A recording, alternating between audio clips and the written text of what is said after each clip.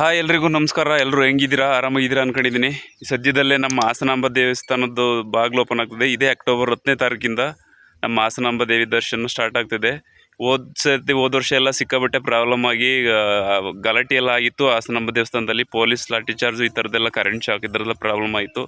ಅದಕ್ಕೋಸ್ಕರ ನಮ್ಮ Hassan D C ಆಗಿರೋಂಥ ಡಿ ಸಿಗಳು ಇದ್ರ ಬಗ್ಗೆ ತಲೆ ಕೆಡಿಸ್ಕೊಂಡು ಮುಂದೆ ಇದೇ ರೀತಿ ಯಾವುದೋ ಪ್ರಾಬ್ಲಮ್ ಆಗಬಾರ್ದು, ಆಮೇಲೆ VIP ಗಳಿಗೆ ಸ್ಪೆಷಲ್ ಎಂಟ್ರಿ ಈ ಥರದ್ದೆಲ್ಲ ಪ್ರಾಬ್ಲಮ್ ಸಿಕ್ಕಾಬಟ್ಟೆ ಫೇಸ್ ಮಾಡಿ ಗಂಟೆಗಟ್ಟಲೆ ವೆಯ್ಟ್ ಮಾಡಿ ಜನಗಳೆಲ್ಲ ಭಾರಿ ಸಿಕ್ಕಾಬಟ್ಟೆ ಬೇಜಾರಾಗಿದ್ದರು.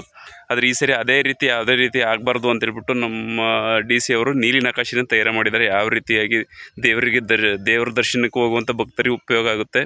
VIP ಎಂಟ್ರಿ ಆ ಥರದ್ದೆಲ್ಲ ಏನಿಲ್ಲ ಅಂತ ಹೇಳಿದ್ದಾರೆ. ಯಾವುದೇ ರೀತಿ ಗಲಾಟೆ ಇಲ್ಲ, ಏನಿಲ್ಲ ಅಂತ ವಿಡಿಯೋ ಟ್ರ್ಯಾಕ್ ಇದೆ ನೋಡಿ. ಯಾವ ರೀತಿ ಅದನ್ನು ಹೋಗಬೇಕು, ಭಕ್ತಾದಿಗಳು ಯಾವ ರೀತಿ ದೇವ್ರ ದರ್ಶನಕ್ಕೆ ಪಾತ್ರರಾಗಬೇಕು, ದೇವ್ರ ಭಕ್ತಿಗೆ ಅಂತ ಅದ್ರ ಬಗ್ಗೆ ವಿಡಿಯೋ ಮಾಡಿಬಿಟ್ಟಿದ್ದಾರೆ.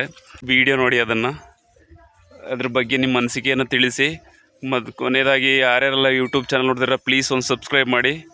ಎಲ್ಲ ಹಾಸನಾಂಬ ದೇವರು ಎಲ್ಲರಿಗೂ ಒಳ್ಳೇದು ಮಾಡಲಿ ಅಂತ ಕೇಳ್ಕೊತೀನಿ. ನಮಸ್ಕಾರ.